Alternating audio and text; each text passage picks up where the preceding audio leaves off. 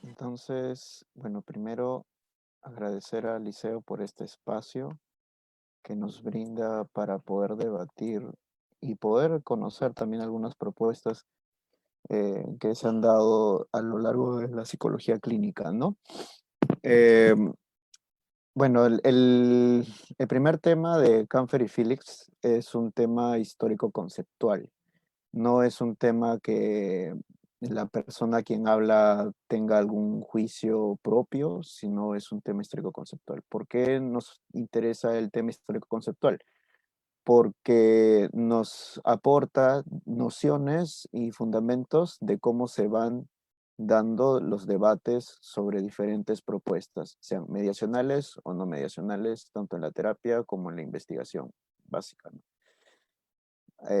Antes de empezar la ponencia, me gustaría decir que cuando me refiero a no mediacional, eh, se establece dos tipos de elementos: relaciones funcionales entre estímulos y relaciones funcionales entre organismos. Cuando hablo de mediacional, podemos establecer múltiples programas, desde los procesos de almacenamiento, por ejemplo, en psicología cognitiva, pero ese campo no lo vamos a tocar. Lo curioso es que en las épocas del 30 hasta el 50, en los debates conductuales, también se intentaron hacer propuestas mediacionales, pero no atribuyendo a categorías de procesamiento de información, sino a categorías de impulso, motivación, elementos interoreceptivos o drive, conocidos como pulsiones también. Entonces, estas categorías que yo delimito son importantes para que no mezclemos la palabra mediacional con una explicación netamente cognoscitiva, sino también puede ser una explicación conductual. Entonces, nuestro índice es el siguiente de la propuesta de Camfer y Phillips, por ejemplo, que es la terapia de conducta. Ellos al analizar el problema de si es que hay una correlación entre ciencia base o las aplicaciones de terapia, utilizaron la propuesta análoga, que esa propuesta la vamos a desarrollar para ver qué tipo de fundamento o qué tipo de conocimiento puede adquirir el psicólogo clínico, por ejemplo, cuando trata de aprender los principios del aprendizaje, ¿no? Si es que está relacionado directamente o si hace inferencias o si solamente puede extrapolar datos. Ese tema lo revisaron estos autores, ¿no? Como es la pregunta, ¿son meramente interpretación de datos o si realmente se tiene relación con los procesos básicos, ¿no? Después está el modelo EORKC, que es un modelo multidisciplinario, que es el paradigma que ellos utilizan para tratar de englobar todos los datos, todas las propuestas que se han dado, ¿no? Después está el modelo mixto en la terapia del comportamiento, que es una aproximación de dos teorías: la interpretación de los autores sobre la propuesta de principio de continuidad de Bourdieu, y la segunda es las relaciones entre condicionamiento clásico y condicionamiento operante, ¿no? ¿Cuál es el mediador que permita la relación? ¿Será acaso solamente suficiente hablar de relaciones de contingencia o también es importante hablar de los mediadores del organismo, ¿no? Entonces ahí hay un debate que no nace en la propuesta de Camfer y Phillips, sino es desde el artículo, por ejemplo, de Pavlov, que le responde a Bourdieu cuando Bourdieu critica sobre solamente la investigación en las temporalidades de estímulo, ¿no? Es decir, no basta, por ejemplo, para Bourdieu, no basta analizar las relaciones temporales de estímulo, las propiedades entre estímulo y estímulo, sino también hay que analizar cómo la respuesta interoceptiva de los órganos permite la conducta, o sea, variables netamente intraorgánicas o orgánicas, ¿no? Que están en función a la respuesta. Y después vamos a ver un poco de cómo los autores entendían el condicionamiento verbal. Ojo que no estamos hablando acá de conducta verbal, porque conducta verbal es una propuesta skinneriana, sino ellos entienden condicionamiento verbal. en la relación terapéutica. Ya. Eh, la terapia del comportamiento para Canfer y Phillips se puede definir como un sistema de conocimiento aplicado en la interpretación de datos de los modelos básicos de condicionamiento, ¿no? Entonces acá vemos dos datos importantes. La interpretación de datos. Para ellos no hay una relación directa con el laboratorio, sino es una interpretación. Eh, Esto nace a raíz, como indiqué anteriormente, eh, del debate si es que el clínico puede asumir criterios, datos directamente del laboratorio o los interpreta. El segundo principio importante es el que los modelos básicos del condicionamiento, ¿no? Cabe resaltar que hay una diferencia entre condicionamiento y aprendizaje, ¿no? El condicionamiento son las leyes que determinan los aprendizajes. Exactamente el aprendizaje serían los efectos de estas leyes, ¿no? Que se pueden traducir en programas, por ejemplo, de aplicados. Entonces, un investigador, por ejemplo, para Canfer, un investigador de laboratorio, no estudia el aprendizaje, sino estudiaría el condicionamiento, que son las leyes que gobiernan relaciones temporales, por ejemplo, entre estímulos. ¿Qué relaciones existen entre estímulo y estímulo? Entonces, el investigador lo que hace es determinar ese tipo de cuantificador a través de fórmulas. Y eso es lo que va a desarrollar más adelante en la propuesta de diferenciación, ¿no? En la relación con la etiología, por ejemplo, las terapias de comportamiento no aceptan que los problemas psicológicos en términos de enfermedades. Bueno, esto se mantiene hasta el día de hoy, que hay algunas propuestas que consideran que las nosografías o las categorías, por ejemplo, médicas, son insuficientes para explicar el comportamiento, ¿no? Que el comportamiento por tratar no se considera como un síntoma, es algo superficial eso del síntoma, y por ende lo que se busca es una manifestación de procesos patológicos subyacentes, sino tampoco como problemas en los pacientes. O sea, ni siquiera se busca alguna manifestación subyacente, a esto se refieren ante las terapias psicodinámicas, y tampoco se busca resolver el problema del paciente como si fuera una cuestión de anormalidad o normalidad. Entonces rechaza los conceptos sociológicos de anormalidad, normalidad, rechaza los conceptos psicoanalíticos de patología subyacente y rechaza las categorías nosográficas de síntomas.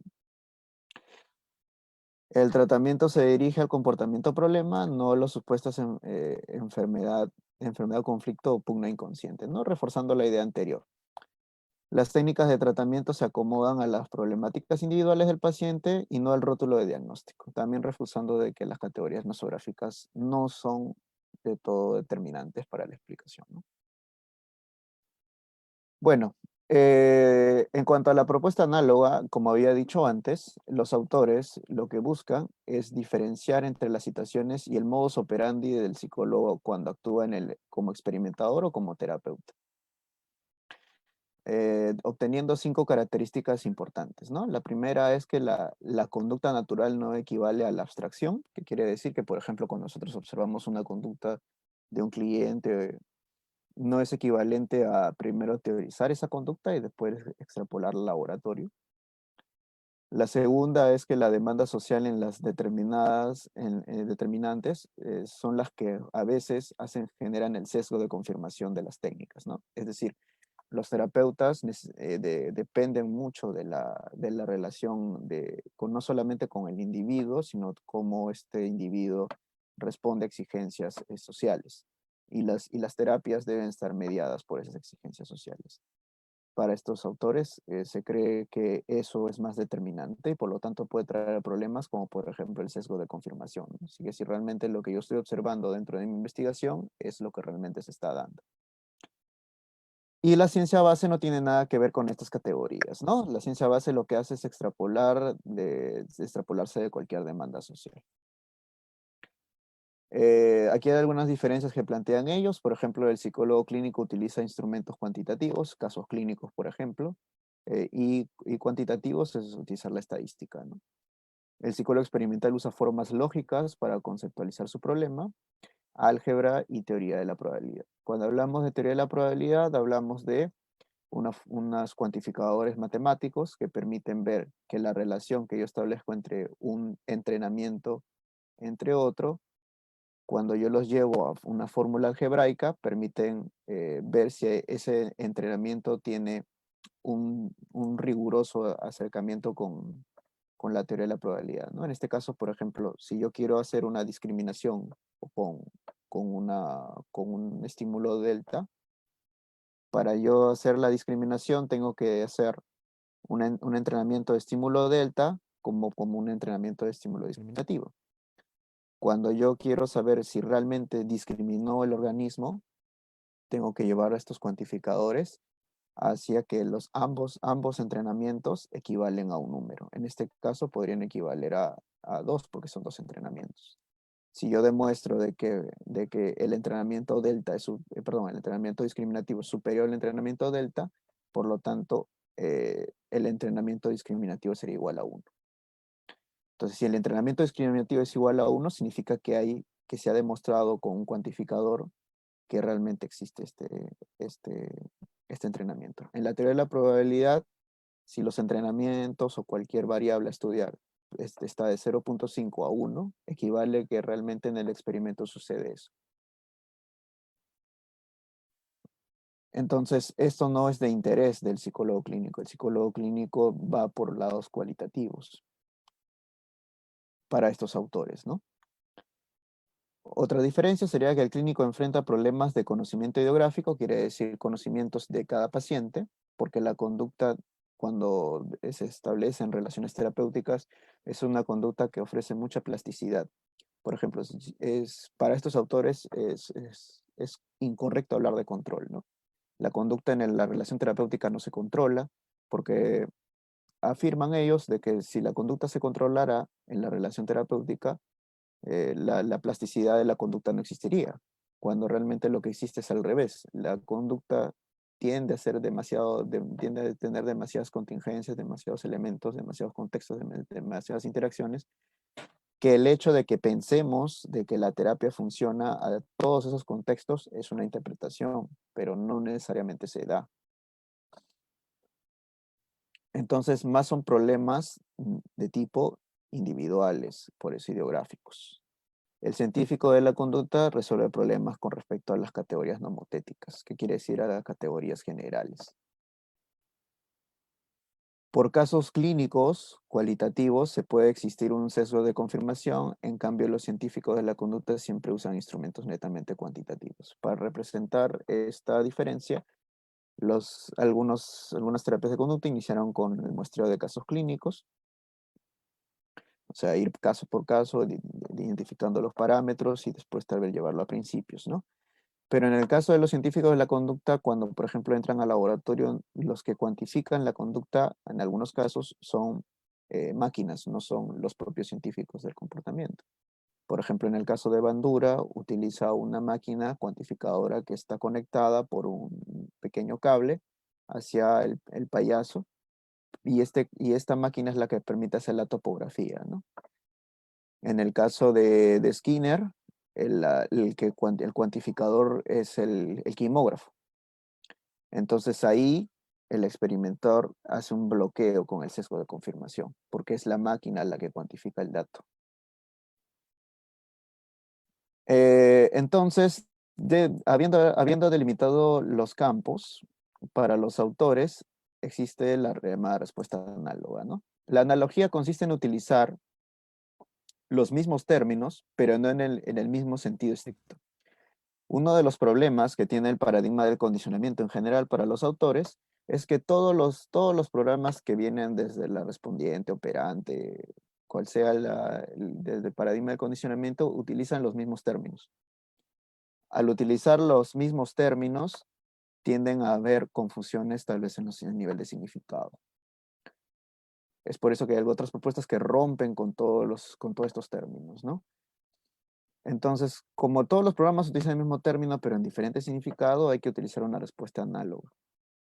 Entonces, ellos proponen tres niveles, ¿no? La analogía analítica, que es decir, que comparte modelo conceptual, pero se extrapolan los datos. Es decir, yo puedo compartir sustantivos, elementos descriptivos de un programa con otro programa, por ejemplo, los conceptos de refuerzo, reforzamiento, topografía, etcétera. Pero lo que más importa es qué sentido le doy al dato que saco, más no los mismos conceptos son iguales. La analogía de proceso quiere decir que comparten el mismo lenguaje del punto específico que quieren estudiar, pero con fines diferentes. Por ejemplo, si yo quiero estudiar qué sucede entre la respuesta y consecuencia, desde el marco skinneriano es muy diferente a otro tipo de marcos.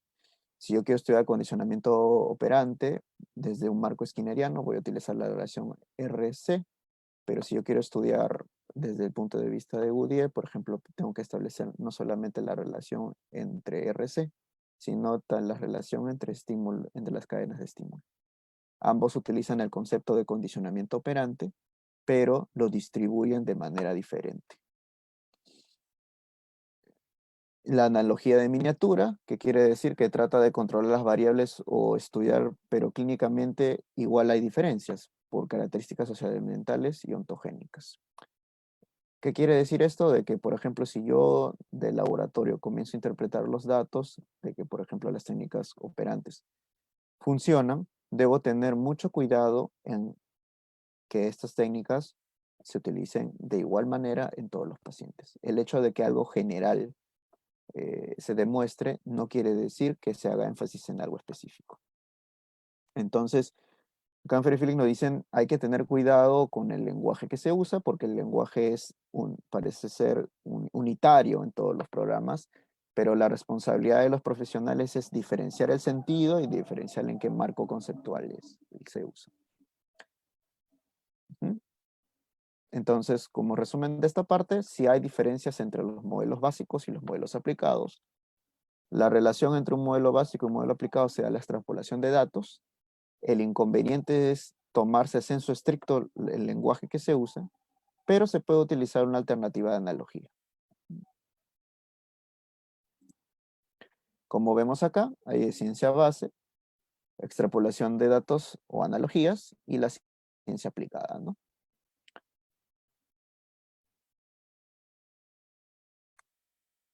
Luego pasamos al modelo multidisciplinario que proponen. El modelo multidisciplinario se refiere a 5 elementos. El primer elemento es la estimulación antecedente. El segundo elemento es el estado biológico del organismo. El tercer elemento es el repertorio de respuestas. El cuarto elemento es la relación de contingencia y el quinto elemento es la consecuencia. Entonces, ¿por qué es importante la variable O? A diferencia de otras propuestas sobre análisis funcional, los autores, citando a Meyer y Thomas, mencionan que las variables fisiológicas, neurológicas, bioquímicas intervienen en la digestión y la conversión de energía en depósito de grasa. Esto se asume de un caso que ellos proponen sobre la obesidad, dado que en esos tiempos habían 3 cuadros que eran muy problemáticos para el análisis conductual aplicado. El primer cuadro era la obesidad, el segundo cuadro era la enuresis y el tercer cuadro era la conducta sexual.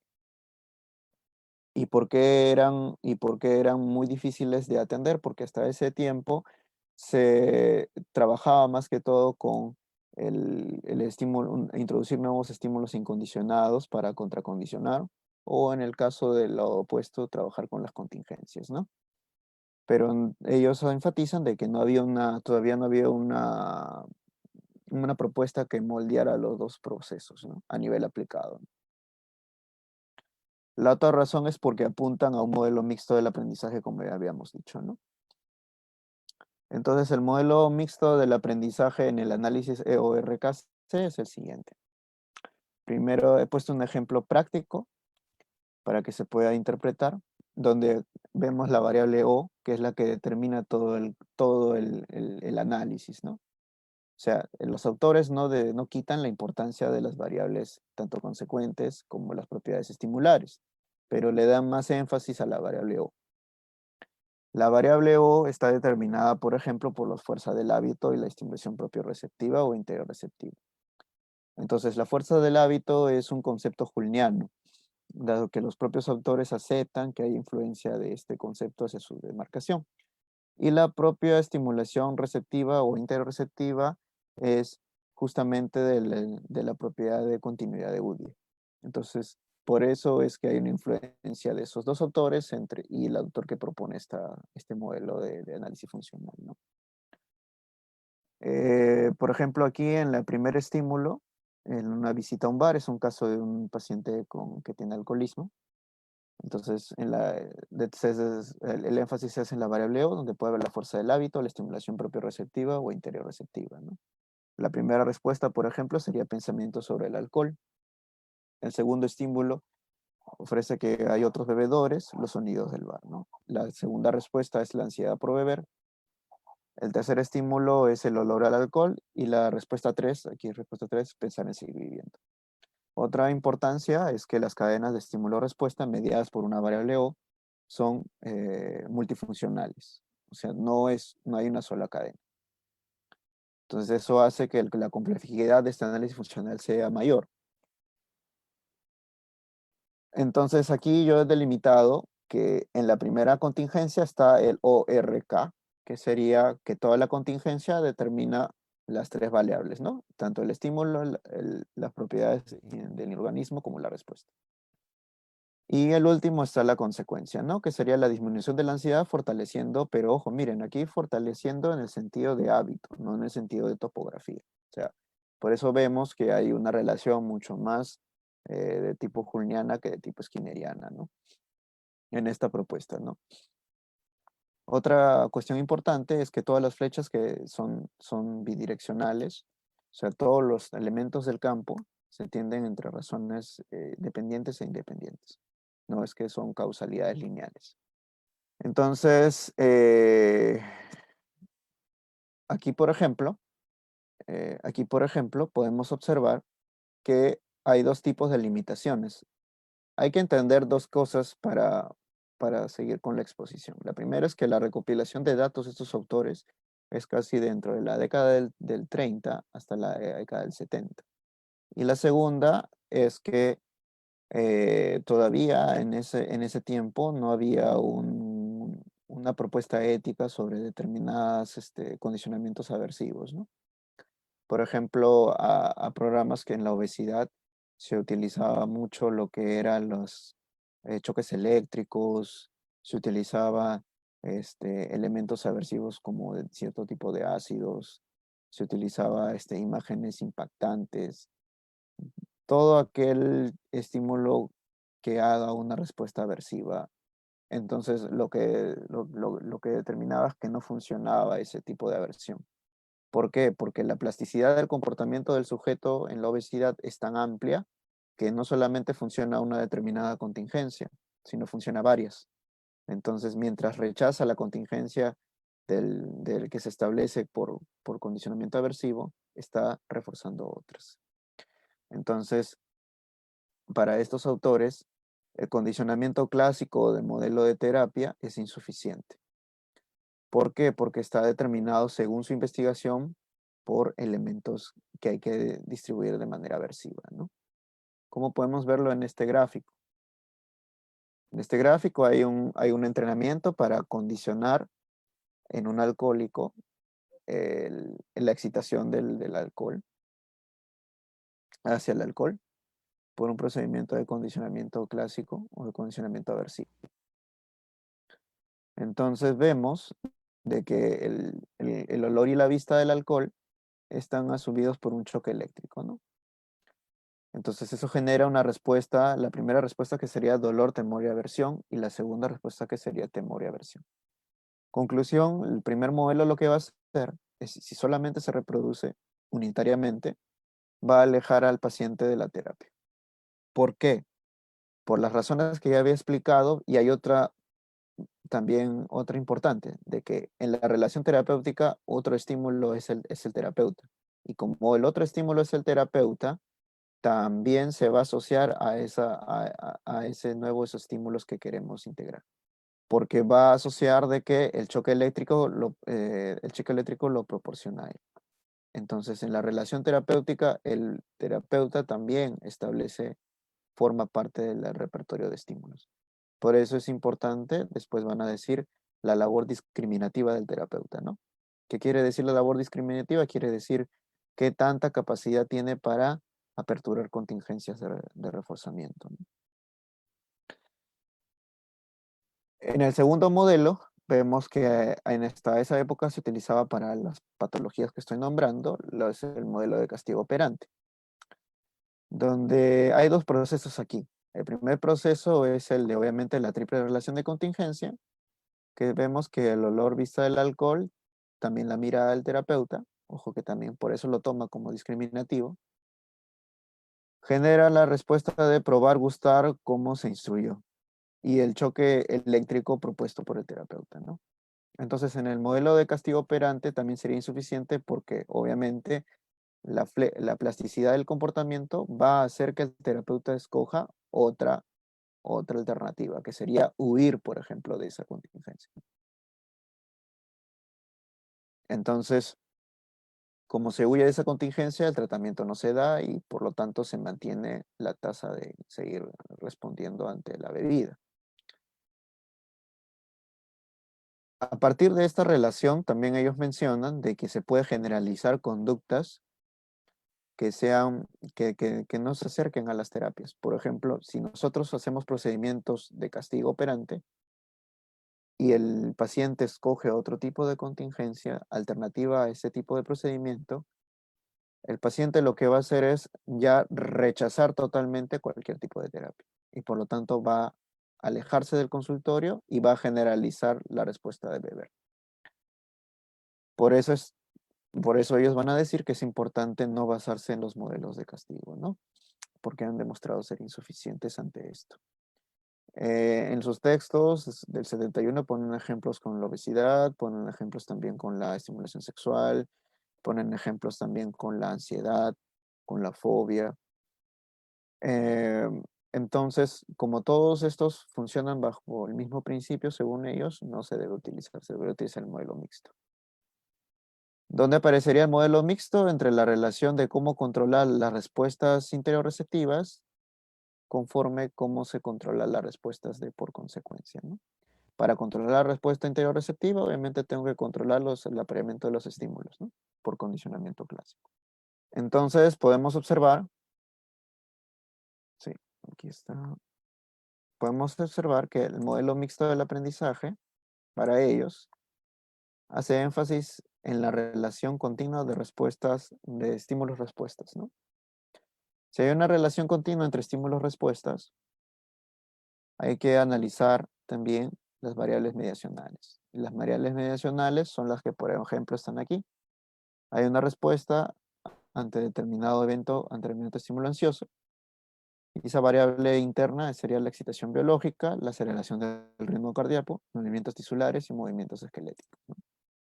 Entonces, esas variables son las que permiten delimitar el análisis que ellos quieren hacer.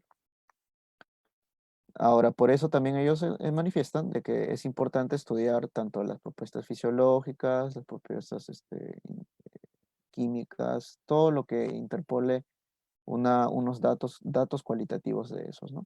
Incluso ponen un ejemplo de intervención multidisciplinaria, ¿no? Donde si no conocemos los antecedentes médicos de la persona, no podríamos establecer tal vez que esa persona tiene diferentes respuestas aversivas. O si tampoco conocemos los antecedentes médicos, no podríamos conocer qué tipo de vulnerabilidades existen. Entonces, son ese tipo de datos que permiten establecer una mejor exactitud de la topografía, ¿no? Por ejemplo, aquí vemos una delimitación en un caso en el caso que proponen, ¿no? Como vuelvo a repetir, había una delimitación entre los datos que se pueden sacar del condicionamiento clásico, entre las asociaciones de estímulo incondicionado y estímulo condicionado. La primera respuesta que para ellos genera una respuesta incondicionada, también es una misma respuesta que va a continuar la excitación interior receptiva, ¿no? Y la segunda respuesta sería la respuesta ya condicionada. Entonces, ¿dónde viene el cambio terapéutico? El cambio terapéutico viene tanto en la formulación previa, en los estímulos, y la formulación de las consecuencias, ¿no? Entonces, nosotros vamos a cambiar estos dos patrones introduciendo un estímulo incondicionado nuevo para cambiar las variables O. Y por el otro lado, también cambiamos las consecuencias de las respuestas para fortalecer o cambiar las variables O. Con respecto a las variables O, la verdadera relación no es que sea interior receptiva, ¿no? Sino que está siempre en relación con lo demás. Por eso ellos van a llamar que su modelo es bidireccional. Ujú. Entonces este sería un esquema de modelo mixto. El esquema de modelo mixto nos permite ver que los terapeutas podrían trabajar tanto a nivel de condicionamiento a nivel de respuestas derivadas del condicionamiento clásico, como también el trabajo de las contingencias, ¿no? Ahora vamos a pasar sobre la propuesta la propuesta teórica sobre el lenguaje usado en la relación terapéutica, ¿no? Para estos autores existen tres tipos de condicionantes de la relación terapéutica. El primero es el informe verbal sobre la historia, que quiere decir todas aquellas respuestas anteriores o respuestas como antecedentes. Por ejemplo, el conocer las variables por las cuales el individuo se ha criado, el individuo conoce la conducta problema, conocer todo lo anterior que establece que el individuo pueda llegar a consulta, ¿no? Entonces, el informe verbal es justamente la necesidad también del individuo a venir a la consulta. Las respuestas a los estímulos sociales actuales, ¿no? Por ejemplo, ahí ya vemos que la relación entre el informe verbal y la respuesta social, o sea, ¿por qué le genera problemas este motivo de consulta? ¿Cuáles son los problemas que existen a nivel de topografía, ¿no? Entonces vemos que aquí hay una primera etapa, donde señala el mouse, la primera etapa es la etapa de consulta previa, ¿no? Cómo viene el cliente a la consulta. Luego está la segunda etapa donde ya viene el cliente a la consulta. Entonces, cuando el cliente ya viene a la consulta, existe un aprendizaje de discriminación. Quiere decir que los autores proponen de que el terapeuta debe fomentar el comportamiento verbal, ¿no? El comportamiento verbal discriminado tiene dos tipos de elementos según estos autores. El repertorio verbal por parte del terapeuta es darle la facilidad de poder generar la relación y, contrariamente, evitar la aversión, ¿no? Por ejemplo, en una relación terapéutica se pueden dar el, eh, malos entendidos, eh, incomprensiones. Ese sería un delta para estos autores, ¿no? Ellos dicen mucho que la relación semántica entre cómo entiende la palabra el paciente es lo que determina si realmente va a haber aprendizaje por discriminación. También asumen como segunda categoría las señales producidas por la respuesta 2. ¿Qué quiere decir? Cuando uno está diciendo en la relación terapéutica, las señales producidas son todas las respuestas que genera actualmente el problema. O sea, por ejemplo, cuando una persona está hablando de un problema de depresión, hay síntomas que se dejan anotar, ¿no? Conforme va comenzando el diálogo. Por ejemplo, sería, por ejemplo, llanto, melancolía, anedonia, todos esos síntomas, esos son las señales producidas por la respuesta 1, o sea, por contar el problema. Luego, conforme el terapeuta dialoga, se hacen unas cadenas del comportamiento verbal sobre eventos actuales. ¿Qué quiere decir? Plantear el problema en términos funcionales. O sea, el terapeuta quiere explicar cuáles son, cómo se da el problema en términos de su marco teórico, ¿no? Y por eso es importante el condicionamiento semántico, ¿no? Cómo es que el cliente entiende esta explicación. Y cómo esta explicación es la que genera los cambios fisiológicos. O sea, por ejemplo, cuando alguien te dice un diagnóstico, hay una explicación de ese diagnóstico. El condicionamiento semántico sería cómo lo dice, qué tipo de lenguaje usa, y hay una respuesta en el cliente de, por ejemplo, de miedo, ¿no? De miedo, de aversión hacia ese tipo de diagnóstico o ese tipo de explicación, o también puede ser placentera, ¿no? Ahora, en la tercera parte, este tipo de relación semántica se ve reforzada por la instrumental. Cuando ellos utilizan la palabra instrumental, quiere decir por los movimientos, o sea, cómo se habla, cómo se mira, cómo se dice, cómo se relaciona con el lenguaje no verbal.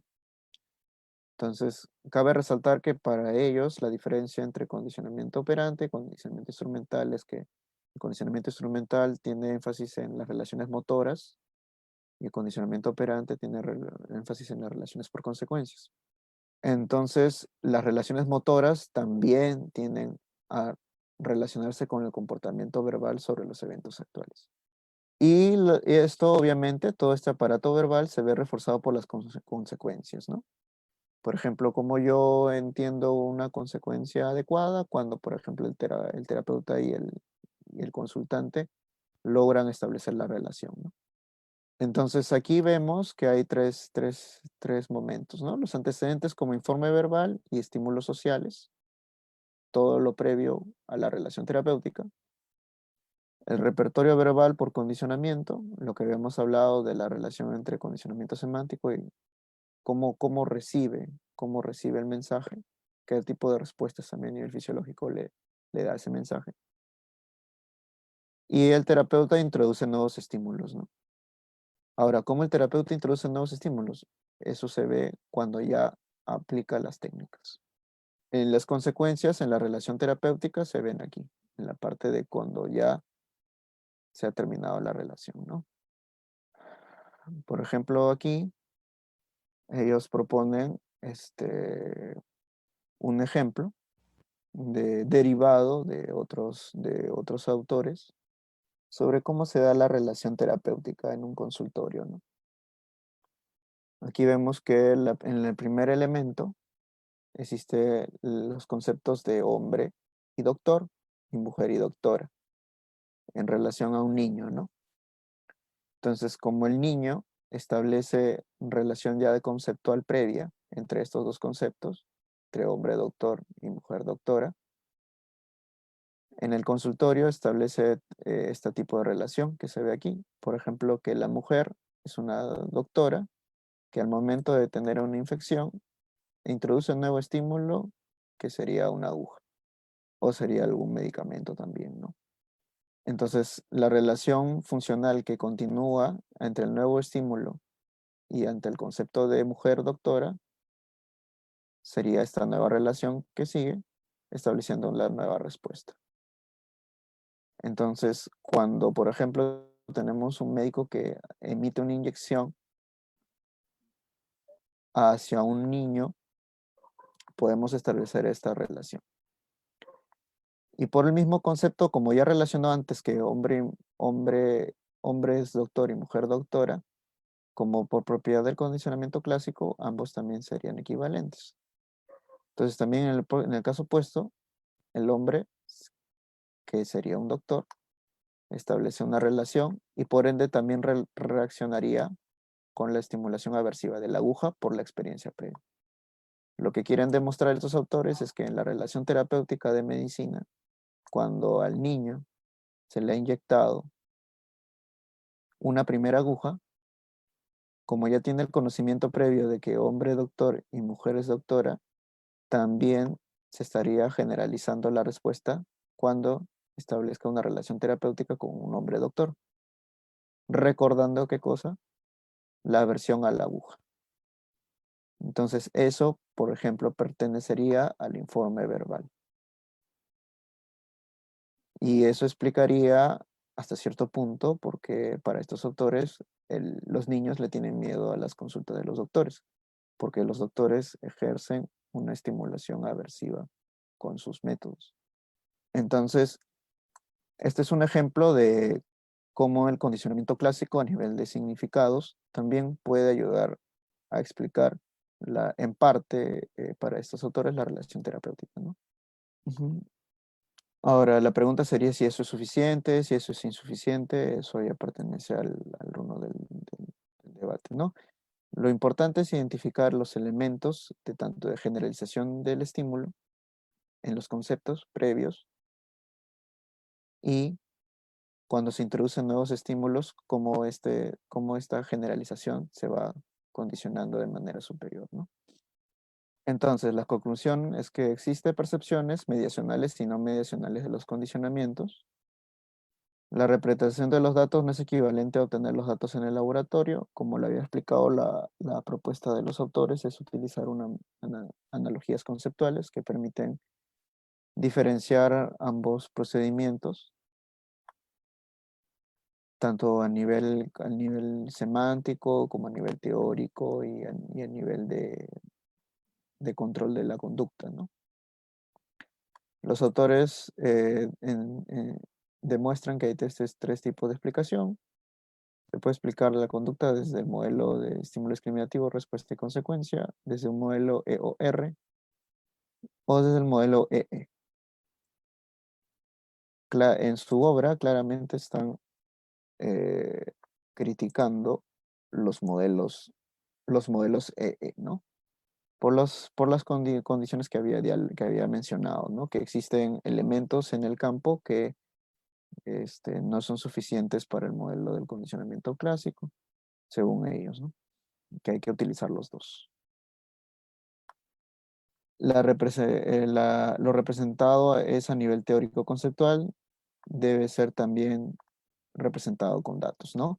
Eh, Hasta aquí en la exposición, los autores en mi investigación no han reportado datos fehacientes de la propuesta, por ejemplo, de la relación verbal terapéutica que ellos han mencionado, ¿no? No he encontrado si eso llevaron a un modelo de estadístico, si eso llevaron a un modelo de investigación, ¿no?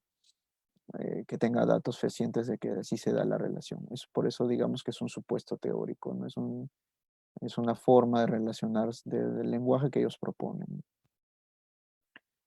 Y bueno, ellos se hacen la pregunta si se debe incorporar esta propuesta al debate multidisciplinario, ¿no? Porque ellos observan que hay dos líneas que también se investigan mucho sobre este debate. La primera es Fester y Parrot y la segunda es del solamente Ullmann y Krasner, ¿no? Entonces, Ullmann y Krasner son autores que trabajan a nivel teórico también la relación terapéutica verbal, que coinciden con estos autores, pero Fester y Parrot no coinciden con estos autores en el sentido de que ellos más bien les interesa solamente la modificación de contingencias, ¿no? De contingencias de reforzamiento. Entonces, podemos ver que a nivel histórico ha habido un debate de este modelo en cuanto a si la propuesta mediacional o no mediacional es la correcta. Eso depende del interés del investigador, ¿no? Y de los datos que dé fehacientemente sobre eso, ¿no? Como vuelvo a decir, yo no he encontrado datos que respalden al modelo, por ejemplo, de relación terapéutica, y por lo tanto supongo que habrá otros programas que sí tengan esos datos, ¿no? Por eso señalé que esa es una exposición histórica conceptual, ¿no? No es una exposición de defender el modelo. Ujú. Y listo, eso sería todo. La presentación de los 5 niveles. Ah, agregaría un nivel adicional que no está aquí, pero que sí es importante. En la obra de Camfer y Phillips, tanto por ejemplo, en su manual sobre terapia del comportamiento, sobre el principio de aprendizaje en terapia del comportamiento, ponen muchos casos de procedimientos clínicos aversivos. Entonces ellos señalan de que también es importante que a nivel ético, los que coincidan un manual, coincidan un procedimiento de ABA, tomen en cuenta la parte legal, ¿no? ¿Hasta qué punto los procedimientos aversivos son legales? ¿O hasta qué punto pueden ser, digamos, correctos éticamente, ¿no? Entonces ellos desarrollan que hay dos limitaciones, ¿no? la parte subjetiva de lo que es correcto o incorrecto y la parte procedimental, ¿no? No necesariamente todas las técnicas aversivas se pueden dar en la terapia, ¿no? Entonces esas dos limitaciones mencionan que deben ser superadas, ¿no? Por otros tipos de técnicas y por investigadores que hagan que este análisis conductual aplicado tenga también un soporte legal defendiendo al cliente, ¿no? Y listo, eso sería todo, la presentación. Muy bien, muchas gracias, Jan. Más bien, hay unas preguntas que han puesto en el público. Ujú, Te lo voy a estar leyendo, ¿sí? Bien, aquí hay una pregunta de Hans Castillo. A ver, un momento. Ok. Diríamos que la contingencia acá sería aquellas circunstancias temporales y situacionales que median las relaciones entre las respuestas y sus consecuencias.